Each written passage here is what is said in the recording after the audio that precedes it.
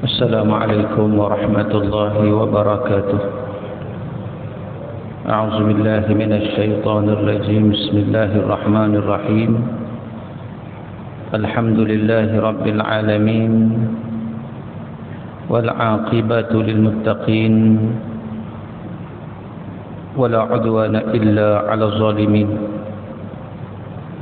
أشهد أن لا إله إلا الله وحده لا شريك له، وأشهد أن محمدا عبده ورسوله، أدى الأمانة وبلغ الرسالة ونصح الأمة، وجاهد في الله حق جهاده، وتركنا على المحجة البيضاء ليلها كنهارها لا يزيغ عنها إلا هالك. ونصلي ونسلم على النبي الأمين وعلى آله وصحبه أجمعين. سبحانك لا علم لنا إلا ما علمتنا إنك أنت العليم الحكيم. رب اشرح لي صدري ويسر لي أمري واحلل عقدة من لساني yafqahu qawli, amma ba'd. Tuan-tuan sidang Jumaat yang dirahmati Allah Subhanahu wa taala sekalian, alhamdulillah sama-sama kita panjatkan kesyukuran kita kepada Allah Subhanahu wa taala kerana di kesempatan pada tengah hari ini kita dapat bersama-sama menghadirkan diri kita ke masjid ini untuk kita menunaikan solat fardu Jumaat. Dan di kesempatan yang ringkas ini, sebelum masuknya waktu solat pada hari ini lebih kurang pukul 1.22 insyaAllah. Jadi kita mengambil peluang untuk sama-sama kita saling memperingatkan di antara satu sama lain berdasarkan apa yang difirmankan oleh Allah Subhanahu wa taala, wa dzakir fa inna dzikra tanfa'ul mu'minin. Kata Allah Subhanahu wa taala, berilah peringatan kerana sesungguhnya peringatan itu memberi manfaat kepada orang yang beriman kepada Allah Azza wa Jalla. Apatah lagi kita baru sahaja selesai merayakan Idul Adha dan baru sahaja selesai melaksanakan ibadah korban pada 10, 11, 12 dan 13 Zulhijjah. Moga-moga amalan yang kita laksanakan itu diterima di sisi Allah Subhanahu wa taala. Yang pentingnya tuan-tuan, prasyarat supaya amalan kita diterima oleh Allah ada 3. Yang pertama, amalan yang kita buat itu mesti berasaskan kepada akidah yang sahih. Kalau seseorang itu tidak beriman pada Allah, apa-apa amalan baik yang dia buat tidak akan mendapat ganjaran pahala di sisi Allah. Cuma Allah akan bagi kebaikan kepadanya di atas dunia kerana dia buat baik atas dunia.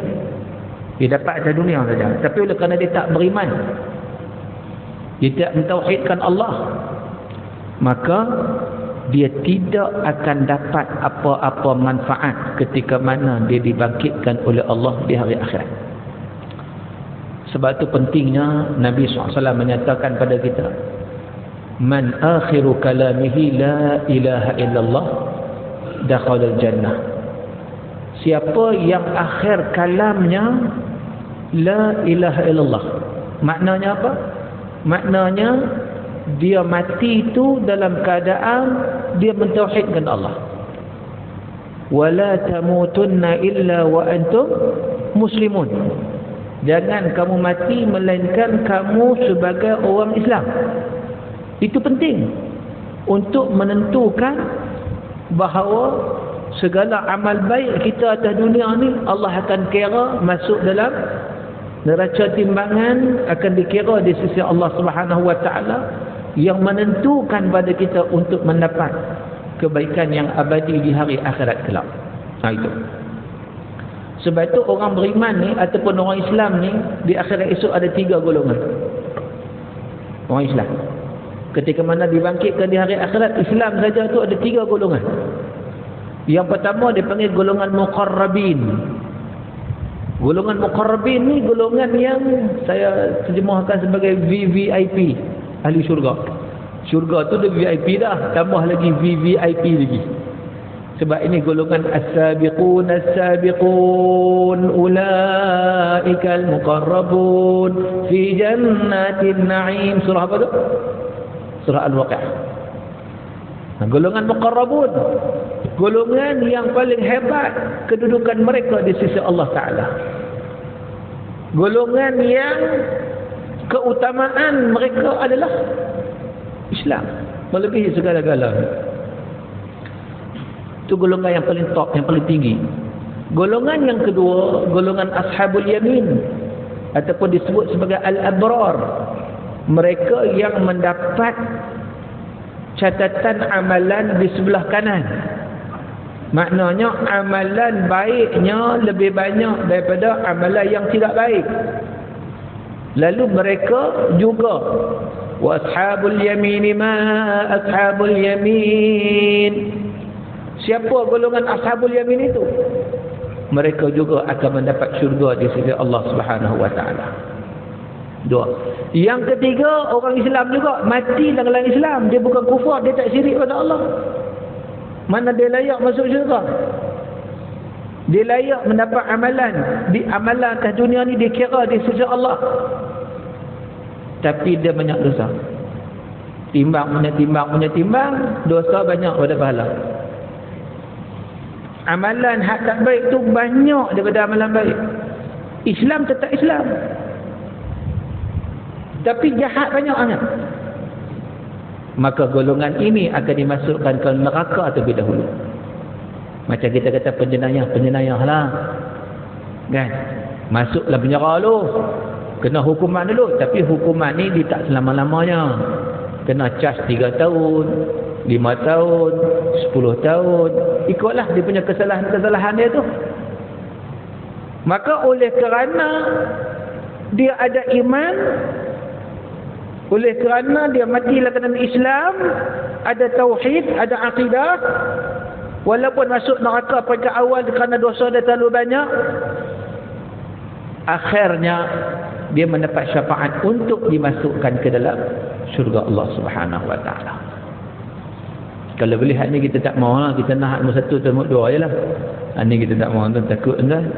Walaupun boleh masuk syurga, tapi neraka dulu. Dan di situ pentingnya kita kata akidah yang menentukan dia boleh masuk syurga. Tapi kalau matilah kena kufur, segala amalan baik, biarlah baik macam mana sekalipun atas dunia, semua Allah tak kira di akhirat esok, dihumban dalam neraka. Sebab apa? Sebab matilah keadaan kufur kepada Allah Azza wa Jalla. Itu kena faham konsep tu. Sebab itu prasyarat pertama amalan kita nak diterima oleh Allah Ta'ala ni ialah apa? Akidah yang sahih. Yang pertama. Yang kedua, amalan itu mesti bertepatan dengan hukum syarak. Jangan kita anggap baik tapi syarak tak anggap baik. Ada tak begitu? Manusia anggap baik tapi syarak tak anggap baik. Macam apa nak bagi contoh kan? Zoro tu Zoro. Ni ada Zoro. Zoro apa dia Zoro? Dia mencuri, bukan Zoro, Robin Hood, silap lupa lama dah. Robin Hood dia pergi mencuri pada orang-orang kaya saja kan. Betul tak? Itu konsep dia. Bukan kita nak tengok filem tu, kita nak konsep. Nampak macam baik. Dia pergi mencuri pada orang-orang kaya dan duit tu dia bagi pada orang miskin. Baik tak baik? Baik dah, nampak baik dah. Nampak baik tapi syarak bagi tak bagi? Syarak tak bagi. Tak baik dari sudut syarak. Tak baik. Macam mana pun al-ghayah la tubarrir wasilah. Matlamat tidak menghalalkan cara. Lepas tu kena ada ilmu. Kalau tak ada ilmu, dia kata kita ni macam mana nak collect derma untuk masjid ni. Kita nak buat 3 tingkat ke atas ni. Kita nak cepat, kita kena buat konsert maksudnya. Kalau setakat biasa-biasa ni kutip derma, bila nak selesai. Kita nak foto 3 tingkat ke atas, berjuta kita perlukan. Ginilah kita panggil K-pop mai. Okay. Kita panggil K-pop mai, depa mai lagi orang tu dia pakai turun ni kira kejapnya 1 juta 2 juta senangnya. Baik dah, nampak macam baik. Sebab apa? Sebab nak bina masjid. Dah syarak tidak membenarkan. Sebab apa? Al-ghayah la tubarrir wasilah. Matlamat tidak menghalalkan cara. Maka dengan sebab itu dalam amal baik hak kita anggap baik, amal soleh, ya, ada syarat nak pastikan dia betul-betul baik yang Allah Ta'ala terima. Amalan hak kita buat tu mesti bertepatan dengan hukum syarak. Kalau tak kena dengan hukum syarak, buatlah baik macam mana pun Allah tak terima. Nabi sebut dalam sebuah hadis yang diriwayatkan oleh Imam Muslim, man amila amalan laisa alaihi amruna fahuwa rad. Siapa yang buat amalan yang tidak bertepatan dengan apa hak Nabi ajar, rad, rejected, tertolak. Sebab tu zaman Nabi pun ada, tuan-tuan. Zaman Nabi pun ada seorang masuk dalam masjid, dia solat. Bila dia solat, dia tengok Nabi duduk dalam masjid. Lepas solat, dia pun bagi salam dekat Nabi. Assalamualaikum ya Rasulullah. Bagi salam. Nabi jawab salam. Waalaikumsalam. Waalaikumsalam. Irji' fasalli fa innaka lam tusalli. Nabi kata, kamu ulang balik solat. Tadi kamu tak solat lagi tu. Dia terkejut. Aku dah buat baik dah solat. Nabi kata, aku tak solat. Macam mana? Dan Nabi suruh dia ulang. Dia ulang solat kali kedua. Lepas solat, dia pergi jumpa Nabi lagi. Nabi sebut perkara yang sama. Irji' fasalli fa innaka lam tusalli. Kamu pergi ulang solat-solat. Kamu belum solat. Pula dah. Solat kali ketiga. Pergi jumpa Nabi lagi. Nabi sebut perkara yang sama. Rasanya kau 10 kali pun dia buat lagu tu, Nabi akan sebut benda yang sama. Akhirnya dia pun bertanya kepada Nabi, ya Rasulullah, alimni solat, tolong ajar pada aku solat. Mungkin aku tak tahu, aku terlepas pandang, aku tak tahu hak mana, hak betul. Rupanya dia solat tak betul. Walaupun perkara itu baik, tuan-tuan, solat. Tapi bila buat tak betul, tidak bertepatan dengan hukum syarak, seolah-olah macam dia tak solat, tak diterima. Sebab tu Nabi suruh ulang.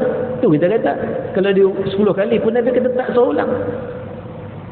Lepas tu baru Nabi ajar kepada dia tentang bagaimana cara solat yang betul, yang sempurna. Tuan-tuan, maka dengan sebab itu amal ibadat kita ni, tuan-tuan, ya amal soleh, kalau tidak berdasarkan pada ilmu, kita jangan syok sendiri. Jangan syok sendiri. Oh, aku ni banyak dah aku buat ni. Banyak dah aku buat, kita duduk syok sendiri. Rupanya hak kita buat tu berapa betul hak tepat, berapa betul hak tak tepat. Ya. Sebab tu perlu kepada kepahaman, sebab tu perlu kepada ilmu. Orang berbangga dia baca buku banyak, baca-baca, alah aku masuk Kaisar mesti boleh jawabnya, aku baca buku banyak. Belum tentu dia boleh jawab kalau dia tak faham. Dia kena berguru untuk mengetahui hak dia baca tu betul ke tak betul. Sebab orang hari ni dia nak mudah, nak shortcut. Alah, nak dapat ilmu bukan kena mai datang kuliah pun. Tekan Google je. Klik-klik, keluar habis pak satu. Banyak ilmu boleh dapat. Itu bukan ilmu. Itu maklumat. Kena beza antara maklumat dan ilmu. Ilmu ni maksudnya pengetahuan sebenar terhadap sesuatu perkara. Maklumat belum sebenar lagi. Kita tak tahu sama ada maklumat itu betul atau maklumat itu salah. Belajar, dia baca buku, dia tak tahu hak dia baca tu betul ke salah, dia tak tahu. Kadang baca tu betul, faham tak betul. Faham kot lain. Berapa ramai orang baca sesuatu, faham yang lain. Sebab tu kena buat apa? Kena menuntut, belajar. Menjadi satu kewajipan untuk memastikan amalan yang kita laksanakan itu betul. barulah dia menepati prasyarat supaya amalan kita diterima di sisi Allah Subhanahu wa taala. Al-ilmu imam al-amal. Ilmu itu pemimpin kepada amalan. Maka dengan sebab itu kita ambil kesempatan walaupun sekejap untuk kita tetap berada dalam majlis ilmu. Kalau kita tak faham, kita tanya. Sebab tu tuan-tuan, kalau tuan-tuan ada soalan macam biasa, tuan-tuan boleh tanya pada saya, tuan-tuan boleh WhatsApp. Tapi WhatsApp dalam waktu ni je, jangan lepas maaf boleh WhatsApp lagi. WhatsApp waktu apa? Waktu kuliah saja. Jadi kalau siapa-siapa ada soalan, saya umumkan anda boleh WhatsApp pada saya di talian 019 324 1364. Saya ulang sekali lagi. Sesiapa yang mempunyai sebarang persoalan nak bertanya, anda boleh mengajukan soalan anda kepada saya melalui talian WhatsApp 019 324 1364. So boleh hantar soalan, insyaAllah saya akan cuba tengok soalan-soalan anda, saya akan cuba respon. Yang pentingnya apa kita sebut tadi? Yang pentingnya amalan salih, amalan baik yang kita anggap baik bukan di sisi kita. Kita dah lihat di sudut syarak sama ada baik atau tak baik. Kalau kita aja anggap baik tak jadi. Syarak anggap baik ke tak? Baju kita peluh, penuh. Kotor tak kotor? Kotor kan? Kotor tak? Peluh ni, bercerau ni tangan dengan badan semua. Kotor tak? Kotor. Sah tak solat kita dengan memakai baju tersebut? Kita fikir, mana boleh kata? Dipikir ikut logik, mana boleh ada peluh? Hukum syarak tak menyatakan sedemikian. Hukum syarak kata peluh bukan najis. Beza kan? Hak kita anggap tu berbeza dengan apa yang hukum syarak tetapkan. Memanglah kalau boleh pergi mandi dulu lah. Sebab tu sunat hari Jumaat ni mandi dulu. Dia panggil mandi pada hari Jumaat. Sunat. Sebab apa sunat? Sebab kita nak datang duduk ramai-ramai ni. Nak sembahyang raya hari tu pun sunat mandi dulu. Jangan makin-makin tidur, pipi, beri-beri lagi. Pergi solat raya dah. Kelan kabut pergi. Dengan bau macam-macam. Walaupun solat itu sah, betul solat itu sah. Tetapi tak cantik. Kan? Macam tu juga puluh-puluh jangan tak solat terus, tetapi dalam keadaan yang terdesak kita nak bagi tahu sah atau tidak. Walaupun pada pandangan kita dia kotor, tapi bukan pada pandangan syarak. Pandangan syarak melihat sama ada dia bernajis ataupun tidak bernajis. Kalau dia bernajis, barulah tidak sah solat tersebut. Tetapi peluh dia bukan najis, maka tidak ada isu. Orang tengah solat, Allahu Akbar, mengingih meleleh, kelak, meleleh. Allah. Buat macam nak? Ambil tisu, bupak gitu kan. Najis ke tidak ni? Kotor tak? Kotor, yes, dia kotor. Najis atau tidak? Kalau najis, menyebabkan batal solat kita. Batal. Tapi dah, hukum syarak tidak menyatakan dia najis. Kalau najis letih, tuan-tuan. Orang kena sesama pakai tali solat lah. Betul tak? Orang sesemua orang terjenis apa bayak hidung ni makin tak solat lah. Keluar-keluar najis, keluar-keluar najis. Bila dia nak solat? Maka dengan sebab itu dia tidak najis. Hukum syarak tidak menyatakan bahawa ia najis. Maka dengan sebab itu pengetahuan ilmu terhadap sesuatu itu prasyarat kepada amalan kita itu kita laksanakan dengan betul dan tepat. Bila kita laksanakan dengan betul dan tepat, itulah membawa kepada amalan kita diterima di sisi Allah. Yang penting Allah terima, itu paling penting. Bukan sekadar seronok buat je. Kalau kita syok buat-buat tapi Allah tak terima, nak buat apa? Kan? Kita seronok dah buat puluhan. Ada orang jadi puluhan mengaji tak mau, menuntut ilmu tak mau, buat aja. Dia tak tahu betul tak betul, jadi buat, dia puas hati hak dia buat. Setakat kamu puas hati diri kamu, tapi kalau Allah tak terima, sia-sia saja bagai mencurah air di daun keladi. Rugi. Sebab itu konsep ilmu satu konsep yang sangat penting, bahkan wajib dalam ajaran Islam. Nabi bawa kepada Islam tu kepada umat, pertama sekali Nabi tekankan soal ilmu. Itu yang pertama sekali. Sebab tu duduklah kita di mana saja, jangan kita cuai dalam menuntut ilmu. Kadang-kadang ada orang tadi orang tanya saya, siapa golongan profesional dia sebut saya, boleh terjebak dengan ajaran sesat. Ya, dia golongan profesional, dia ada ilmu, tapi bukan ilmu syarak. Dia ada ilmu tentang aerospace sebab dia belajar tentang aerospace, tapi dia tak tahu hukum halal, haram, wajib, sunat, makruh, dia tak tahu. Dia tak tahu mana syirik, mana tidak syirik, dia tak tahu. Memang dia profesional, memang dia hebat, memang dia tokoh dunia, tapi bab tu bab aerospace, bab tu aja. Ini bab hukum hakam dia tak tahu. Jadi bila dia tak tahu dan dia pun tak belajar, dia masuk ajaran sesat. Orang kata, profesional masuk ajaran sesat. Memang ilmu tak ada. Ilmu yang kita maksudkan ilmu apa? Ilmu yang berkaitan dengan hukum syarak. Itu. Sebab itu perkara ini jangan dipandang remeh. Jangan dipandang enteng. Rugi sangat-sangat tuan-tuan bila mana amalan hak kita buat, amalan ni lah, bukan banyak mana pun amalan kita. Kita nak bertemu dengan Allah ni, hak ni yang kita nak bawa ni. Pejam celek, Allah, sedap-sedap kita dah nazak. Tadi ni pagi tadi ada seorang beritahu dia nak pergi urus jenazah, ada jenazah. Lepas tu mai pula seorang lagi beritahu adik dia baru meninggal baru ni, kena kanser. Malam tadi ada seorang beritahu kawan dia, ada seorang kawan dia duduk mengaji lagi, meninggal. Jadi maknanya apa hak nak bawa bertemu dengan Allah Ta'ala? Nak bawa pangkat, nak bawa kedudukan, nak bawa kereta, nak bawa rumah bangla bawa pergi? Tak boleh. Hak nak bawa ni apa? Amal soleh kita. Sebab itu jangan bertangguh dalam melakukan amal soleh. Dan amal soleh itu pula jangan buat sembrono. Sebab kalau buat sembrono, rugi.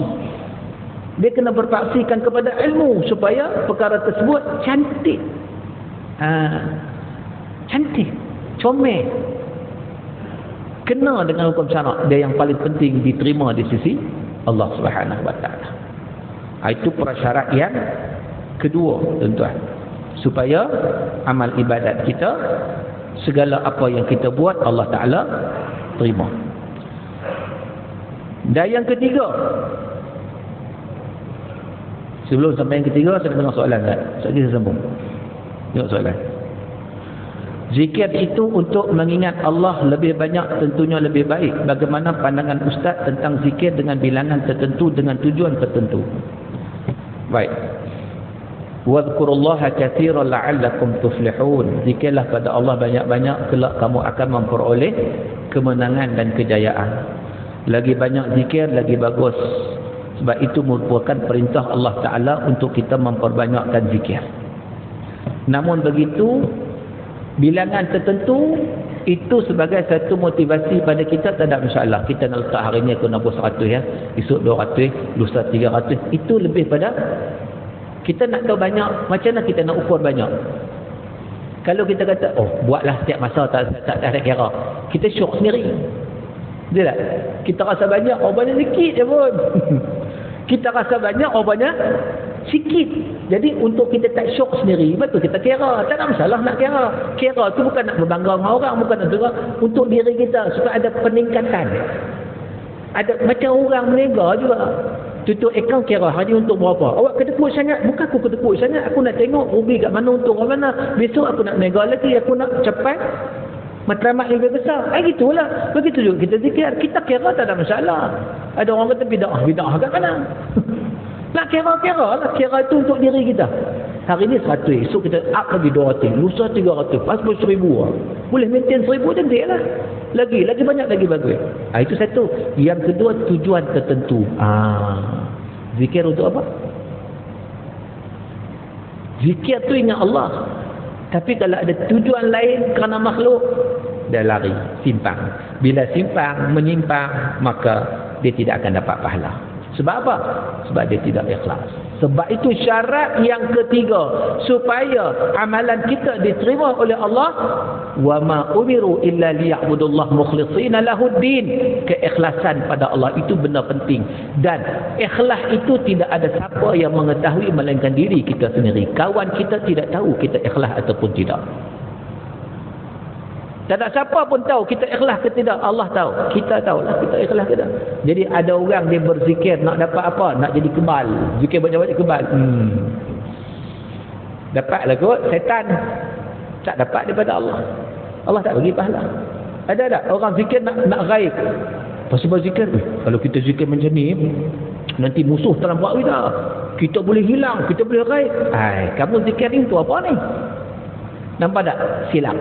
Sebab tu tuan-tuan pernah dengar orang nama gila isim. Pernah dengar tak? Pernah dengar tak? Tak pernah? Pernah? Gila isim. Cuba tanya, pasal pada gila isim, biasa orang kata, dia ni zikir banyak, panas gila isim. Pernah sabah ke tak?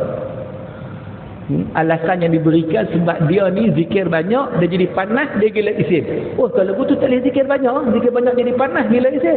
Sedangkan Allah sendiri yang suruh zikir banyak-banyak. Jadi bercanggah dengan perintah Allah Ta'ala.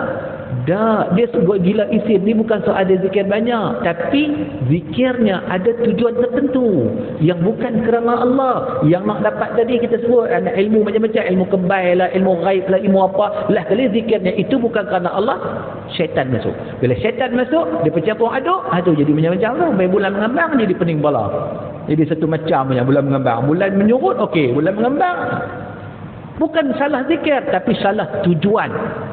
Nawaitu dia tidak kerana Allah. Sebab itu ikhlas tu benda sangat penting tuan-tuan. Buatlah amalan baik macam mana pun, sedekahlah banyak mana sekalipun, tapi kalau tidak ikhlas, kita nak dapat sanjungan manusia, nak dapat pujian manusia, semuanya Allah tolak. Nak sangat pada manusia, ambil manusia yang akan agungkan kamu, tapi Allah tak akan bagi sikit pun pahala kepada kita. Sebab itu keikhlasan itu merupakan prasyarat yang utama juga dalam memastikan bahawa ibadah kita, segala amal kita, Allah Subhanahu wa taala terima.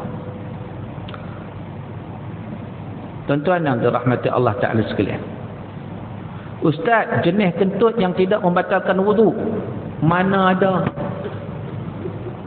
Semua kentut batal wudu, tak ada jenis-jenis, jenis bunyi, jenis tak bunyi, jenis apa semua keluar angin daripada jalan belakang membatalkan wudu. Keluar sesuatu daripada sabilain, dua jalan, jalan depan jalan belakang, keluar air ke, keluar darah ke, keluar angin ke, keluar apa ke, membatalkan wudu.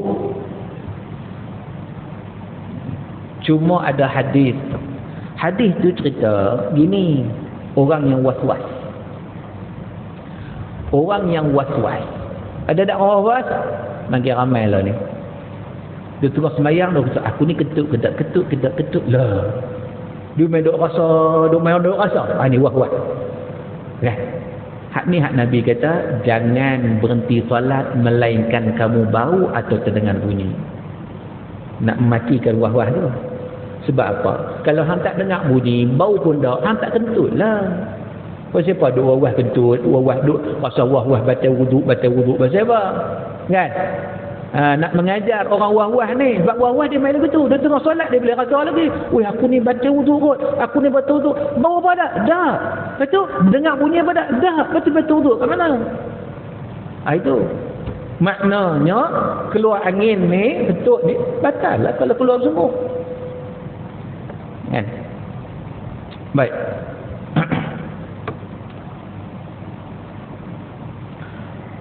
Zikir Allah boleh amalkan, ada ulama zikir Allah tak lengkap, harap beri penjelasan. Ini merupakan khilaf di kalangan ulama. Bahkan sebagian ulama menyatakan boleh untuk kita mengingat Allah Subhanahu wa taala. Tak ada masalah pun kita sebut nama Allah. Cuma nak tambah lagi baik. Subhanallah, alhamdulillah. Tapi tak salah kalau sebut ya Allah untuk mengingati Allah. Jadi tak perlu dipolemikkan sehingga berlaku pergaduhan dalam perkara-perkara seumpama itu. Ni yang kita nak geram ni, zikir pun tak. Hak tu orang tak timbul soalan pula. Kawan berzikir tu jadi balah zikir. Hak tak zikir langsung ni. Kan? Hak langsung tak ada nak mengingati Allah Ta'ala dengan zikrullah, membasahkan lidah dengan zikrullah. Yang ni kita nak kena lebih fokuskan. Kalau benda khilafiah tu kita ra'ilah, tak apalah. Kecuali kalau benda qata'i. Kalau qata'i tak boleh lah. Arak tu haram. Ada lah kuat kaul kata halal. Ada. Solat itu wajib. Wajib. Kan? Tidak ada perbezaan pandangan. Baik. Assalamualaikum warahmatullahi wabarakatuh. Bila doa orang Muslim tidak dimakbulkan, kita disuruh untuk recheck amalan kita. Cek solat kita, cek hati kita, cek pekerjaan kita, cek hubungan kita dengan ibu bapa dan lain-lain. Soalan saya, bila non-Muslim berdoa dan doa mereka pula dimakbulkan, siapa yang memakbulkan doa mereka? Terima kasih. Semuanya Allah bagi. Tidak ada sesuatu yang datang daripada makhluk. Orang bukan Islam pun Allah bagi, orang Islam Allah bagi. Permintaan orang Islam Allah bagi, permintaan orang bukan Islam Allah bagi. Orang Islam usaha Allah bagi, orang bukan Islam usaha pun Allah bagi. Itu kalau kita kenal sifat Allah yang berasaskan kepada nama Allah Ar-Rahman, kita tahulah Ar-Rahman ni Allah Maha Pemurah. Allah Pemurah. Allah ni tak kira Islam kata Islam, iman kata iman, tapi atas dunia sahaja tu kena ingat. Sebab itu pemurahnya Allah. Fir'aun pun dapat kebaikan. Fir'aun masih hidup dia dapat kebaikan tak? Masih hidup dah. Kekayaan ada, pangkat ada, kuasa ada, semua ada. Siapa yang orang sujud pada dia lah, dia mengaku sebagai Tuhan, Allah bagi tak tu? Allah bagi. Tapi Allah bagi tak bermakna Allah redha. Kena ingat. Oh, kita tengok orang bukan Islam tu dapat macam-macam, kita tak dapat. Ya, dia dapat, dia usaha, dia dapat, Allah bagi. Tapi tak bermakna Allah redha kalau dia tetap kufur pada Allah. Allah tak redha. Sebab itu sifat Allah satu lagi, nama Allah Ar-Rahim, wa kana bil mu'minina rahima. Itu doa orang beriman di hari akhirat kelak. Jadi maknanya tak pelik orang bukan Islam dapat, tak pelik. Kita tak dapat, tak pelik juga. So check sebab apa? Sebab Allah tetap akan bagi. Cuma cara Allah bagi itu mengikut ketentuan Allah, bukan ketentuan kita. Itu kena ingat. Doa ni Allah sebut ud'uni astajib lakum. Doa ke aku tunaikan. Tapi Allah tunaikan itu mengikut ketentuan Allah, bukan ketentuan kita. Kita nak benda ni, bukan mesti Allah bagi benda ni. Allah bagi benda ni. Contoh, ikut ketentuan Allah. Kalau kita boleh menentukan minta A dapat A, siapa Tuhan kat sini? Boleh buat arahan, aku nak ni mesti dapat. Macam mana? Kita minta buat application, bos akan bagi ikut suka bos nak bagi ikut mana. Tapi bos bagi, bos janji bagi, bos bagi ya. Tapi cara bos bagi itu ikut dia. Nampak tak? Fil waqtil ladzi yurid la fil waqtil ladzi turid. Allah bagi pula pada waktu yang Allah tetapkan, Allah kehendaki, bukan pada waktu yang kita nak. Kita nak esok, Allah bagi esok kan? Ikut suka Allah nak bagi bila? Minggu depan ke? Tahun depan ke? Dari akhirat ke? Dah dunia ke? Nampak tak? Cumanya kita ada adab-adab berdoa, supaya doa kita bukan setakat mohon kita ni nak dapat pahala berdoa. Yang kedua, doa itu sebagai tanda perhambaan kita pada Allah. Doa ni bukan sekadar nak minta hajat. Banyak benda kita tak minta Allah bagi. Betul tak? Contoh, kita bangun tidur pagi tadi, ada tak siapa minta nak bernafas? Ada tak? Dalam ramai-ramai ni ada tak? Bangun-bangun pergi, ya Allah bagilah aku boleh bernafas hari ni. Ada tak? Tak nak seorang meminta. Allah bagi tak? Allah bagi pun. Maknanya bukan mesti minta. Allah bagi, Allah dah bagi pun hak kita tak minta. Tapi doa tetap kena doa. Sebab doa itu, kata Ibnu Athaillah As-Sakandari, dia merupakan sifat seorang hamba yang tidak sombong kepada Allah. Itu tujuan doa. Sifat hamba. Kalau orang yang jenis tak nak doa ni, orang yang sombong, orang yang takabur, berlawanan sifat sebagai seorang hamba. Bukan sekadar nak minta. Minta, kita minta je lah. Allah serah pada Allah. Allah bagi. Kau mana awal? Jangan doa lagi. Dah banyak dah Allah bagi. Kita tak perasan ni pun. Kita tak perasan. Sebab apa? Sebab ketentuan itu datang daripada Allah, bukan daripada kita. Okey? Kena faham konsep itu.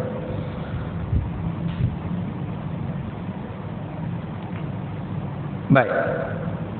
Contohan yang dirahmati Allah Ta'ala sekalian. Assalamualaikum Ustaz, terangkan cara untuk cek darah haid dah berhenti ataupun belum. Siapa dah haid sini? Pelik soalan ni.